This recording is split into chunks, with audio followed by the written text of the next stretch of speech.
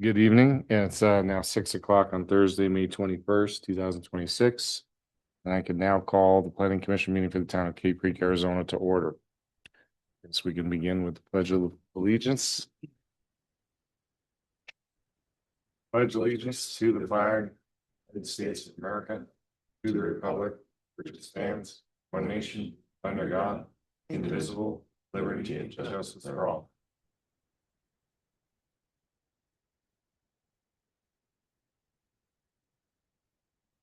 I don't know, do we have anybody attending online on Zoom or? Chair, I didn't see anyone when I just No. checked. Okay. I'm just wondering about announcements. I'll just go ahead with them anyway. If anyone wishes to speak to the planning commission this evening, you'll need to fill out a request to speak form available near the entrance.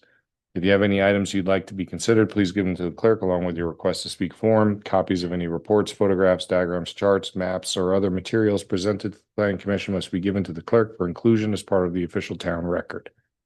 The planning commission is the advising and recommending body to the town council on matters relating to zoning, land use, the general plan, and the town core plan. Our recommendations to the town council on matters are just that. They are recommendations. The town council is responsible for making a final determination. Regardless of how someone feels about a matter, passing from the planning commission with a recommendation to the town council in favor, opposed, or neutral, and you want your opinion considered, it is your responsibility to attend town council meetings and express yourself. Your responsibility does not end with the planning commission. Normally, we would start with the zoning administrator's report. I don't know if you have a report tonight or no, or. Chairman Breckner, Vice Chair Miller, members of the commission, from my understanding, there is no zoning administrator report. Okay, perfect. With that, I think we have three items on the matter on the agenda for this evening. And based on our last planning commission workshop meeting, items 1 and 3, which I believe relate to accessory dwelling units in zones R18 and R35 and Hillside, were matters that there was a number of items that the planning commission wanted to consider and have a workshop over the summer and continue those to the September planning commission meeting. So what I would propose is, rather than call those items, perhaps if I can have a motion to continue those items to the September calendar, we can dispose of those and then address item 2. Correct. If that is Chairman Breckner, if that is the route you're wanting to take, then what we'd have to do is actually state the date of that planning commission. Yeah, is that September 17th? Let me double check really quick. Do you know off the top of your head, Eric? Or? So the third Thursday of September. It'd be September 17th, correct, Chairman? Okay. Breckner. So I guess I'll put forth a motion to continue items 1 and 3 on the agenda for this evening to the September 17th Planning Commission meeting. Second. All in favor? Aye. Motion passes 5-0. So, Chairman Breckner, that brings to the question, do you have any set dates of when we would have the next workshop? In order to do so, I think that we need to establish some firm dates. Sure. Mhm. So I guess we can kind of poll the commission this evening. We have 2 commissioners not here. So I can't, we can't speak for them, but if it's available via Zoom, and I know you guys don't work on Fridays, so I'm pretty flexible as far as evenings and Zoom, over the summer. I don't know how everybody else is. Pretty flexible. I can be available for Zoom. Okay. Do we do it a little earlier too? If it's gonna be kind of just. Yeah, I mean, I can be flexible that way too, so you guys aren't hanging around in the evening. Understood. So And we could potentially do another, early afternoon type of thing. understand it's Yeah. Okay. Yeah. With you? Yeah, that works. so how many workshop meetings are we planning? Is it going to be case by case? Do you want 2 addition? think, if we can have one, but not, the earlier we start, then we probably will have enough time. And the only reason I asked Chairman is because the if we have one in June and then maybe come back in August, We then need more. possibility mainly because of the fact that we're getting guidance in the June one and Yeah. maybe before September, make sure That makes there's sense. no additional. Yeah. So if there's two dates that we can get in this moment, do you want to have just the month set or do you want to try to get a Well, date set at the? Yeah, let's try and pick a date. A specific date in June, yeah. Yeah. I think Luke said June 10th is off limits, and then there's the council meetings, which are the first and third Tuesdays. Okay. Are we Well, trying to keep it for the Thursday? yeah, I mean, we can keep it to a Thursday if that works. If you'd like to keep it to Thursday, that is entirely up to you and the members of the commission. I believe you can go any date since Yeah. it's a workshop. Do you guys have a preference? Not June? necessarily. I mean, that would be June 11th, June 18th, June 25th. Any of those. If would we work. kept to a Thursday? Yeah. Yeah. I just don't, you don't work Fridays, so I don't know if you would like to have it on a Wednesday so that you could be done Thursday and go. Does not matter. It's there's no preference, Chairman Breckner. So whatever Okay. you and the members of the commission can. Do either. Those. The month of June is fine, Wednesday or Thursday. How about June 18th? June 18th. Okay. Then do you want to hammer down a time? 3 o'clock? Really I know Greg has a problem with that sometimes. Last time. Yeah. Four. Maybe put it out early. 4 o'clock is fine. We have no issues with that. Okay. And And then, we can have a backup for August, if there's some revisions that you want us to look at. I think we cross that bridge when we get there in June Okay. after the meeting. That's fine. Yeah, because we all I'm both good with that. I mean, Yeah. because it can essentially be circulated via email if we come up with something, and then if anybody has any corrections, can respond. Yeah, that works. correct. Yep, Chairman Breckner. One last thing to mention prior to moving forward with the case. There was a comment on cases 1 and 3 and possibly 2 as well that was submitted to staff. And we went ahead and placed that, or Eric went ahead and placed that on In the record. in the record. So just wanted to mention that to reflect that there was a comment submitted, I Yep. believe yesterday. So Yep. it's there for Absolutely, reference. and we can, I have it, since it's continued to September Mhm. for those two, if we want to include it in the record for that. Correct. We can include it in the future agenda. Yeah. It's just more of for your reference and you don't have to speak the letter. You just have to know that you acknowledged it. So, Yep. I did receive and read it. Thanks. Thank So, thank you.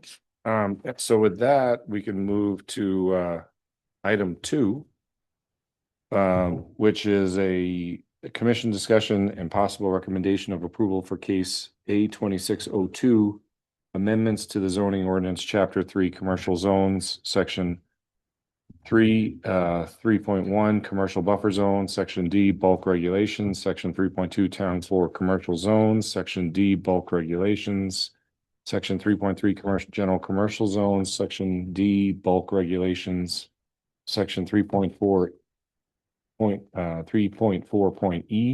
landscape requirements in commercial zones. With that, not sure which one of you wants to present this, but if we could have the staff report on that item. Yeah, Chair, I'll go ahead and present this one. So this item was introduced by staff back in the March Planning Commission workshop, and at such time, the commission directed staff to proceed with this text amendment as it relates to undisturbed and landscaped areas in our commercial zoning districts. So to give some background, commercial properties are required to dedicate a combination of landscaped area and undisturbed open space. And you can see that table on the right side of the screen, depending on the size of the property. So if it's less than 1 acre, it's required to provide 0% undisturbed and 25% landscaped. If it's between 1 and 2 acres, that's 15% undisturbed and 15% landscape, totaling 30%. And if it is 2 acres or larger, that's 20% undisturbed plus 15% landscape to get you to 35%. And it's important to note that each category is required to stand on its own and you can't interchange the categories. So for example, if you have a 2 acre property, if you wanted to do, let's say 15% undisturbed and 20% landscaped, that would not be in conformance with the zoning ordinance because you would need each category to meet that minimum requirement. So to summarize undisturbed area versus landscaped area, think about undisturbed area as areas that can never be touched even during the development process. So it's areas that are left in its natural desert state.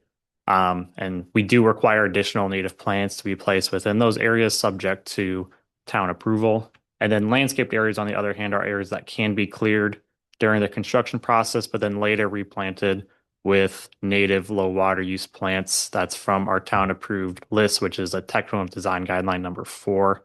And so landscaped areas are parking, landscaping, retention areas, streetscape. Those are all examples.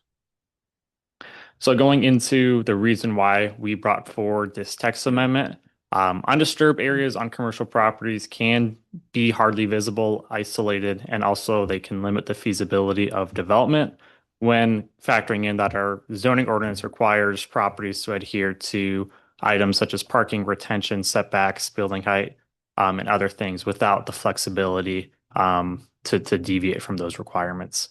And then another reason is undisturbed areas are not typically maintained. That's not a town requirement. Third, many remaining vacant commercial properties have already been disturbed or bladed. So thinking about undisturbed on these properties, it's tricky because they'll have to revegetate or do something which it does cause significant challenges on those properties. And then fourth, undisturbed and landscaped areas, they actually are very similar in a lot of ways. And one of those is that they both do require native low water plant selection. The only difference is undisturbed can never be touched and they have to be left in that natural state from the beginning, whereas landscaped areas, again, can be cleared and then replanted at a later date. And then the last thing is that the proposed changes do not reduce the required amount of open space area required on our commercial property. So that number is still going to stay intact. So taking a zoomed out view of our commercial land inventory in the town, 2.4% approximately of the town's landmass is zoned commercial. And when you divvy that up on the remaining commercial land, there's 28.5 acres of privately owned unentitled commercial land. That's hard zone commercial. And so those are the properties you can see in red. The properties in orange are the properties that are zoned residential, but they have a commercial land use designation. And then the properties in purple are the properties that are also zoned residential, but have a mixed use land use designation. So those two, the purple and the orange, total 34.7 acres. And then we do have a 340 acre piece of land near 32nd Street and Carefree Highway that is zoned commercial. And then lastly, there may be redevelopment opportunities for existing properties in the future that this would apply to those properties as well. So one more thing to think about. So getting into the example properties, this one I actually show at the March Planning Commission meeting as well, which is the Starbucks development off of Carefree Highway and 53rd Street. So this property was required to dedicate 20% undisturbed and 15% landscaped area. And they decided to place their undisturbed area behind a wall along their northern property line. And so this really isn't visible from Starbucks, the parking lot of Starbucks or Carefree Highway if you're just driving down the road. And it's really even from 53rd Street, a pretty small, narrow strip that really is not super visible. And again, that undisturbed area is not maintained. So this is like an example of, why we're kind of looking into this is what purpose does that undisturbed strip serve? And then a second example that we wanted to do is the Tractor Supply and Dutch Bros development, which is south of Sprouts off of Cave Creek Road. This was also required to provide 20% undisturbed and 15% landscaped. And so what this site did is they placed all their undisturbed on the south side of Olison Road, where the Dutch Bros development is. And that's really at the real entrance of our town right there. And then on the north side of Olison Road, where the Tractor Supply, AutoZone, and Sun Devil Auto are, they put all their landscaped area. So that's another example of kind of how our code kind of required this property to make it work with undisturbed versus landscaping. So getting into the proposed language, as I highlighted earlier, it's going to eliminate the requirement for separate undisturbed and landscaped area and replace that with a consolidated open space area requirement, which is just the sum of landscaped and undisturbed areas. So it would remove the requirement to provide undisturbed area, but an applicant still may provide undisturbed if they wanted to satisfy that open space requirement under this proposed text amendment. So what this will do, it'll maintain the existing open space percentages while still providing more site flexibility for an applicant. And one more thing I just wanted to note is that after this text amendment, our open space requirements for commercial zones would still remain as the highest that I could find in the greater Phoenix area for commercial developments. And then the code still will require, again, this is in our technical design guideline number 4, commercial properties to meet specific landscaping requirements. So for example, 1 tree for every 8 parking spaces in parking areas, 2 trees along the frontage, a streetscape easement, and a non-motorized trail path. And then the last point I just wanted to touch on is the transfer of development rights, which is a process that allows a developer to purchase and conserve privately owned hillside property within the town core in exchange for the right to waive the undisturbed requirement on a commercial property. So if you think about Sprouts, they were required to provide 20% undisturbed and 15% landscaping, but they don't have any undisturbed on their property. So what they did is they purchased a hillside property in the town core and put a conservation easement over that, and that let them transfer the rights so that they don't have any undisturbed on their commercial piece. And so the reason we have to add some code there that's in red on the right is because we're removing the undisturbed language. We just needed to codify this so we can preserve an applicant's ability to pursue a TDR, which town staff has worked really well over the past with some of our cornerstone pieces near Carefree Highway and Cave Creek Road. So again, there's no changes to the actual requirements themselves. We just have to codify it. And so with that, that concludes my presentation. Questions? Yeah, I have a couple of questions on some of it. For the, like, how we have it currently for the undisturbed area, is there any rules to that? Like, I mean, can you split it? Like, does it all have to be cohesive, or can it be in pieces? Vice Chair, that's a great question. It does not have to all be cohesive. It can be split and kind of pick and choose where you want it. Some like to do it around the perimeter. Some like just a big chunk of area, but there's no requirement. Yeah, so okay. All right. I mean, I was thinking the most impact on this is like now you could put retention. That's probably the biggest thing that they're fighting, right? I mean, as far as like in practice of how this gets applied, you'd now to be able to spread retention in what would be previously be undisturbed. Vice Chair, that is correct. If your retention, which normally is you're altering natural grade, which almost every time you are. And so because undisturbed areas, you're required to also leave it at natural grade as well as not touch the vegetation. Yeah, we would say, no, you can't do your retention areas currently as undisturbed. It has to be landscaped area. Yeah. And I think also you'd be able to split it into smaller chunks. You know, effectively you could use it as little tree parking islands and all that kind of stuff. I mean, it's very beneficial for the developer. I don't know whether I don't know whether it's good or bad. That's probably the most effective or what's going to happen with it. I was kind of wondering, you know, this, I don't know, I guess I have mixed feelings, but like it makes sense to me for a commercial, you know, if it's really just like a commercial setting, like, you know, to just allow them to disturb and you still end up with the same, you know, building size and stuff like that. You're just allocating the landscape differently.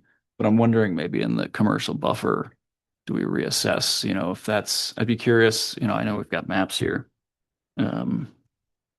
You know, which ones are exactly commercial buffer and maybe that one still keeps the undisturbed? Like, is there any benefit for the lighter ones? So that's something to be careful about, is because the Carefree Highway along the north side, that all is commercial buffer, which that's already part of the specific area plan, which has additional requirements beyond just the zoning ordinance itself.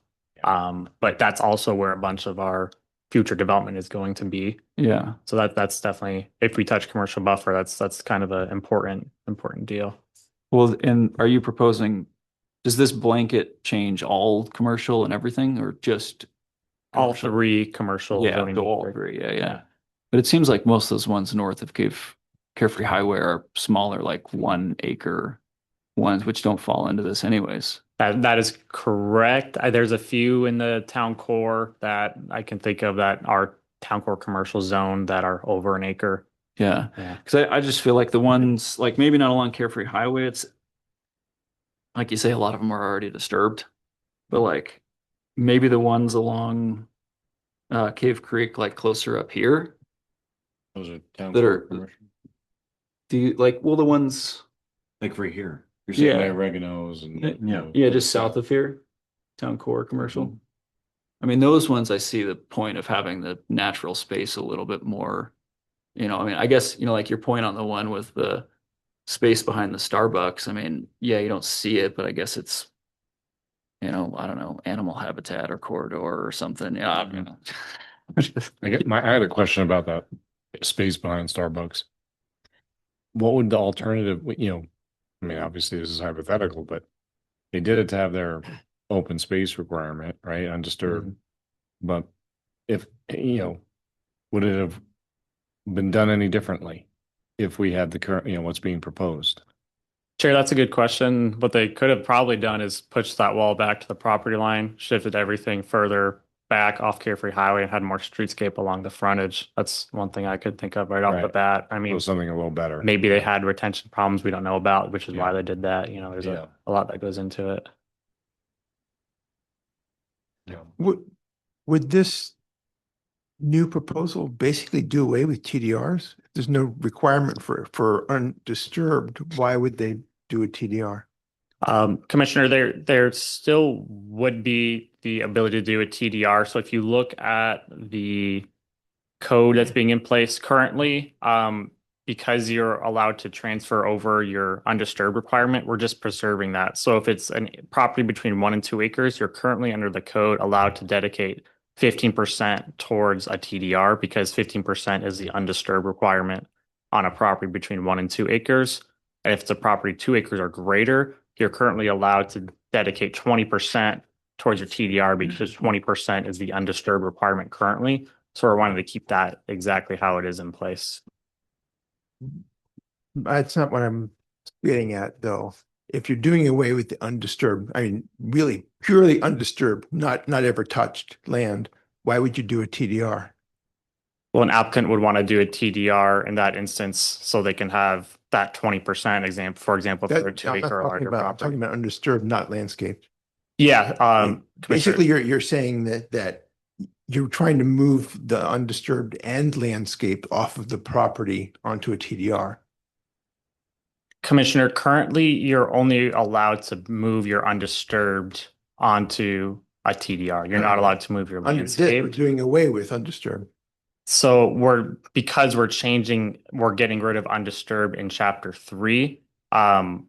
The town code says that transfer development rights allows you to transfer your undisturbed area towards a transfer development right. So what we're doing is exactly replicating what the zoning ordinance says currently for a transfer development right. So maybe I think I understand what you're saying, so there's still, when you combine them, it's all in one open space.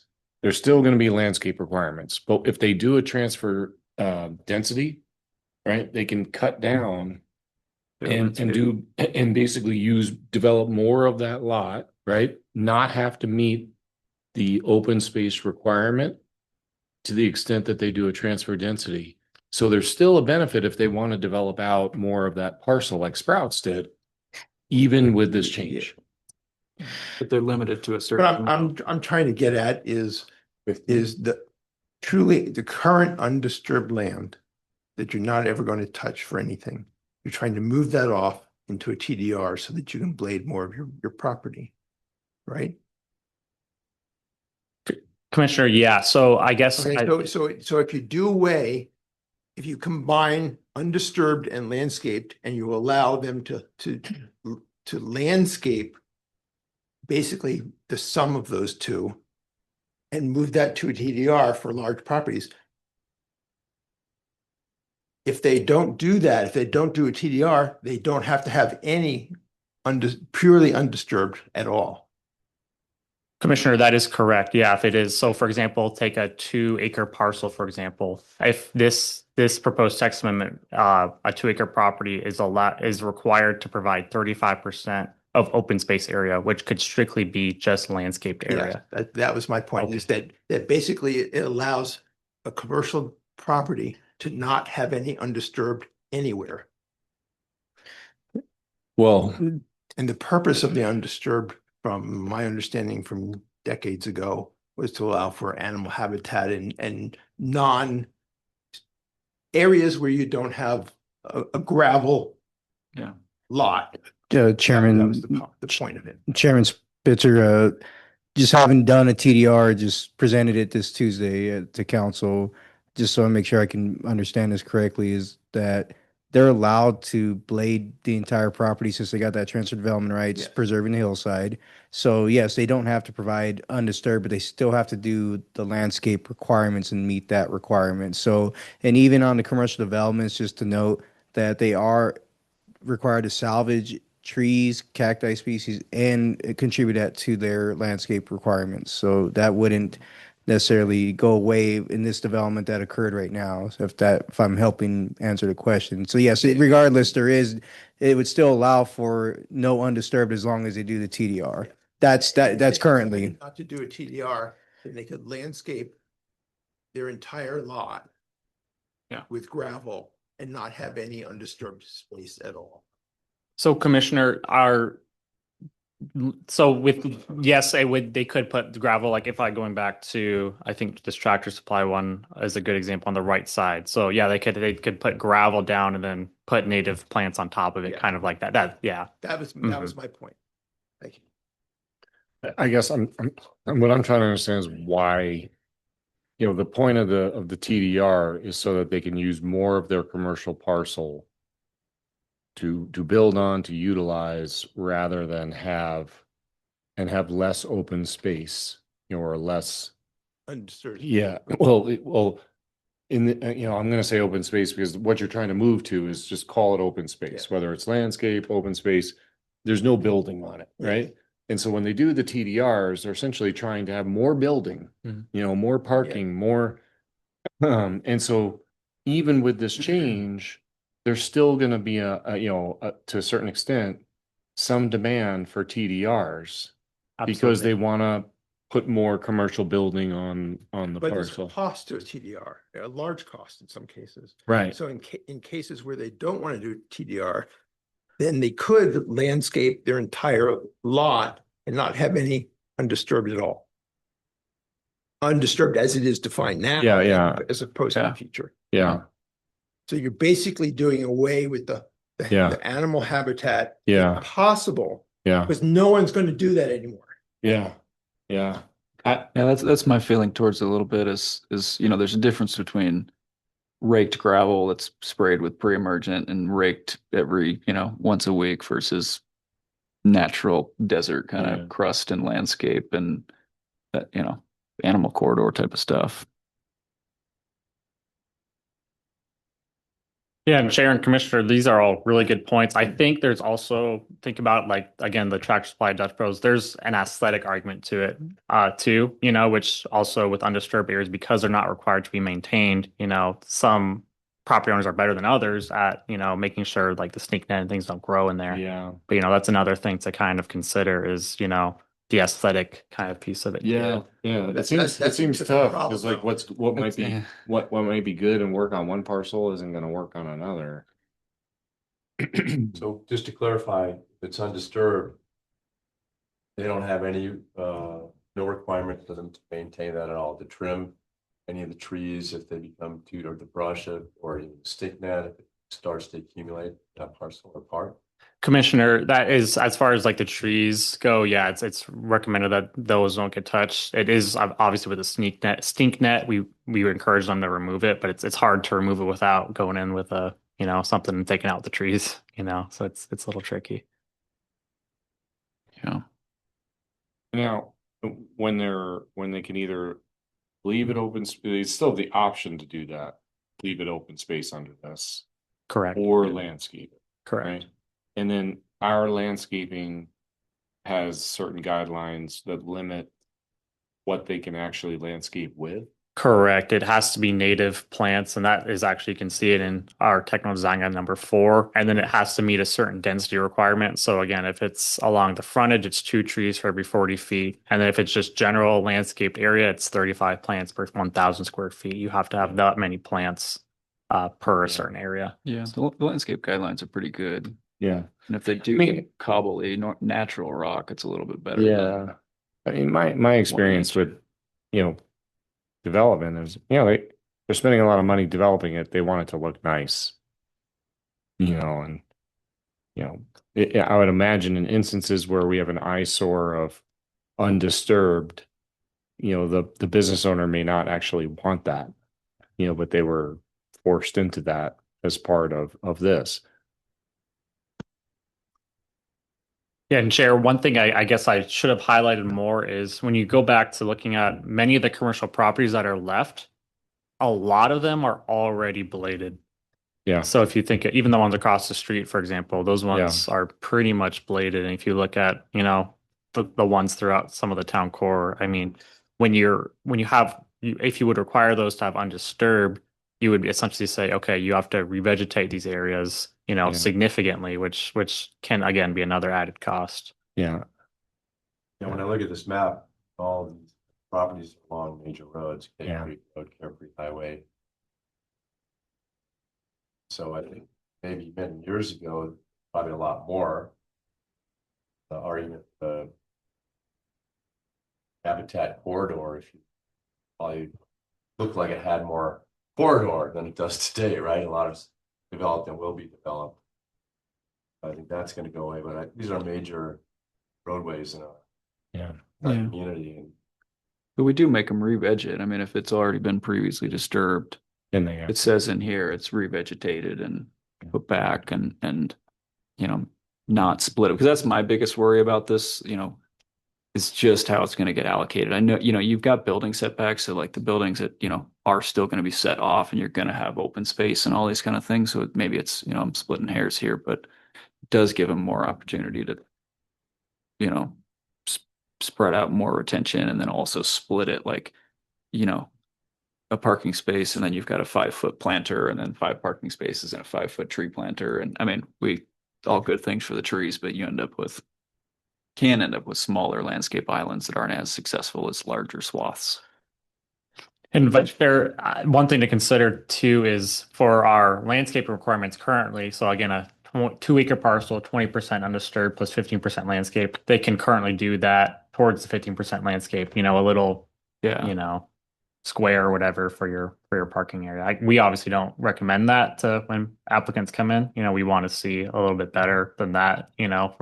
But yeah, that is something they can already do today as well. Yeah, just do more of it.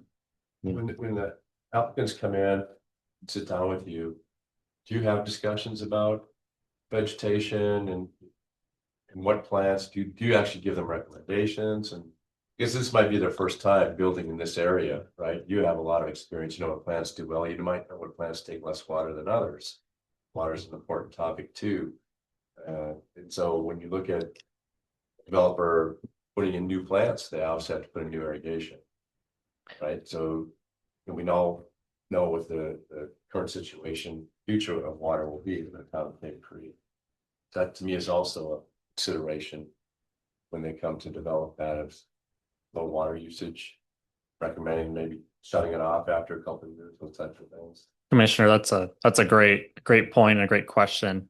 So landscaping is, that's the landscape plan they submit. I mean, 9 times out of 10, if they're not from, Cave Creek or haven't done something, it gets redlined significantly with comments and things like that. And going back to your point about landscaped areas, water is always at the top of the conversation because that's really going to be the limiting factor. And why some of these properties aren't being developed is because our code requires them to meet 0.5 acre foot per year of water usage, which is if an applicant wants to go in and do a bunch of landscaping, there's no real way they'll be able to because of that water limitation in the town code if they don't have prior water rights.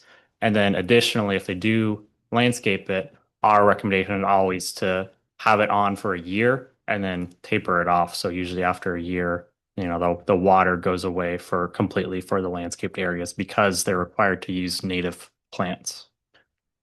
And Commissioner Nasson, just to add on to that, there are opportunities for them to understand our landscape requirements and also get in touch with the utilities director to go over the water usage. And that's through a pre-application conference meeting, which is required prior to even beginning any permit submittals for the project.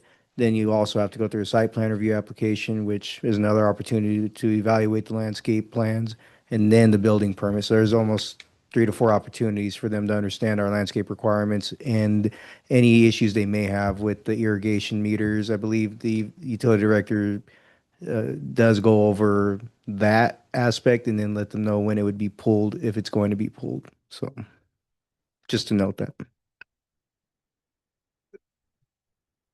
Last question for me.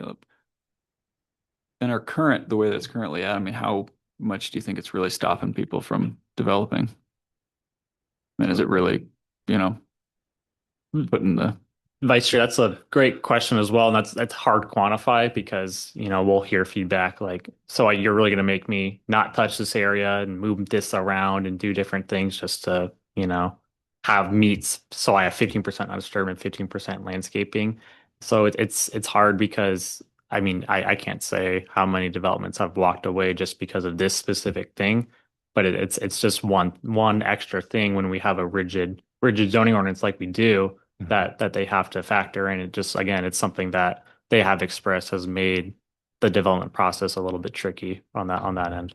To follow up on what you're bringing up, I guess I'm going to ask your opinion. In your opinion, with this change, would allow for more developments to be done in an attractive, sensible way versus less? Chair, I would think that's the hope and the goal. And I would say if this does get implemented, I think that would open up the door for a lot of these vacant properties that are currently either previously bladed or have some different challenges going on that just makes it a little bit tricky to meet the undisturbed requirement specifically. I guess I was just trying to get your take on, some of the concerns that Clayton expressed. Is that outweighed by the more substantial likelihood of of successful outcomes with future development? Well, to be fair though, if it's been bladed already, they have to revegetate. If they're gonna landscape it, they're gonna have to revegetate it. One way or the other, they're doing the same thing. Yeah. Whether they're putting down gravel or just putting down plants in. For in the those lot. parcels. For those yeah, parcels. Yeah, I understand for those. I'm saying for one that hasn't been bladed, that's got, Yeah. plants and so, so that's why I'm just trying to, gauge the more benefit than, risk. Chair, yeah, that's a great question, and it definitely would make site design a lot easier. So that's usually when, think about the Carefree Highway parcels, those are all about between 1 and 2 acres. The first thing that they have to identify is where can I put my undisturbed? So you think about, again, that Starbucks property, that's kind of the only place they can't put their undisturbed is behind the building. Yeah. And all of a sudden that limits their building, area to a smaller size. And then on top of that, they have to have a 33-foot streetscape easement along Carefree Highway along the north side. And all of a sudden they have a pretty tight area to develop. Yeah. And so if you instead just say, okay, you can have open space area like this, it just gives a little bit more flexibility. Sure. All right. Anyone else with questions for staff? No. All right. So I guess we can open public hearing. I don't think we have anybody, do we? All right. So with no one from the public wishing to speak, we can close the public hearing. I guess, do I have a motion?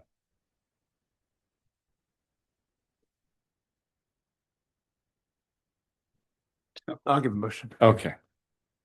Commission discussion and possible recommendation for approval for case A-26-02 amendments to zoning ordinance, chapter 3, commercial zones, section 3.1, commercial buffer zone, subsection D, bulk regulations, section 3.2, town core commercial zones, subsection D, bulk regulations, section 3.3, general commercial zones, subsection D, bulk regulations, sections 3.4E, landscape requirements in commercial zone.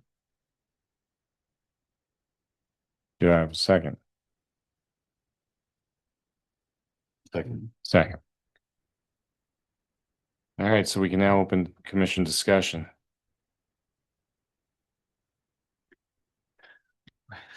Yeah, but I guess, for me, I thought Charlie brought up an interesting point about, the initial concept behind, the undisturbed for natural habitat. And I do think that that's changed a bit, since with all the, commercial development.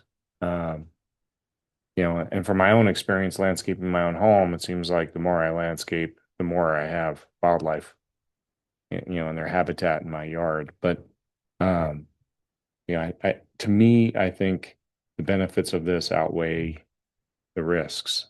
And so for that reason, I think I'm in favor of this one.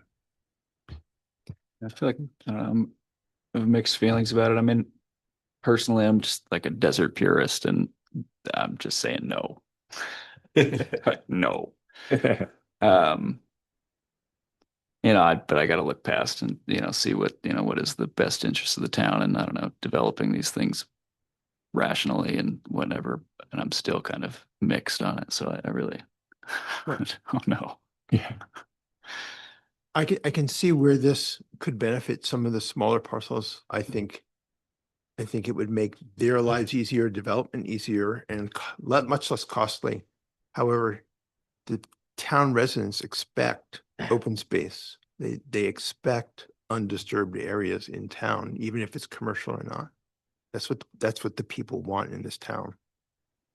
They don't necessarily want to make it easier for developers. And I have to disagree. My entire property is undisturbed and untouched, and I have much more than my neighbor who has removed all the burr sage, and he's laid down gravel because he's afraid of fires. There's much more lively activity on my property than my neighbors. Agreed.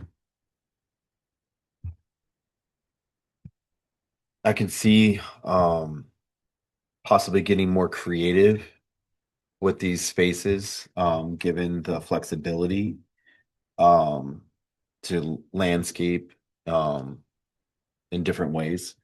But to see a whole entire swath of desert just completely bulldozed just like gets under my skin. So I don't like to see that. But half the time when you look at some of these guys, like you guys said too, they already scraped it. The damage is already done to these lots. And with what we have left in development, I think there's more since they are the smaller size, there's more creative opportunity to bring that desert scape back into these areas instead of just pushing it to one side or putting up a wall where you can't even see it. Like they have done with the Starbucks and the Dutch Brothers and everything else over in that area. They just put up a big, huge wall. You're like, oh, where's the desert? Oh, it's behind that wall. And that's where just garbage and stuff collects. Well, So- there's these smaller infill ones, but there's also 340 acres on Carefree Highway that this is also going to apply to. Right. Understood. And whether that's sold in 1 or 2 acre lots or is going to be sold in 20 acre lots, that's going to make a big difference. And this will directly affect those. And that's much more area than these little infill lots. Correct. Well, if somebody goes in and buys those 340 acres and they do a TDR, how much more are they gonna scrape and wipe out then as well? They can do that now. Right. I mean, that's kind of my take is these things can get done, and we look at, there's the negatives and the positives for this one for me, I think the positives.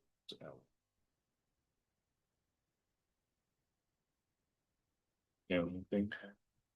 Yeah, we all moved to Cave Creek. We love Cave Creek because of the open space, right? And then undisturbed, even my lot, it's way over 50% is undeveloped. It's natural desert. And I balance that with, and I look at these, 2.4% of the land. It's all along, like I said, major roads. That are two major arteries, right? Carefree Highway and Cave Creek Road. And the size of these lots is 1 to 2 acres is pretty small already. And then we look at the examples, for example, like Starbucks. It doesn't even make sense what they did, in my opinion. I know why they did it, but it didn't really make sense in how that lot flowed. And so, but at the same time, if it was designated open space, they would still have the same amount, either 25, 30, or 35%, depending on the lot size, that they still have to have. In this case, called open space, right? So it's a balance, right? But I also think, are we trying to still adhere to again what maybe made sense decades ago when this was put in place with the undisturbed?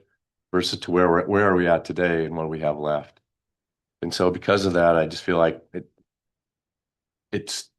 we've seen examples of other developments along the Carefree Highway where they did develop everything, but then they vegetated and they landscaped it and looks pretty good because we have pretty tight zoning ordinances around landscaping. And so I feel like I think it's just time we move kind of forward, and for that I'm in favor of it.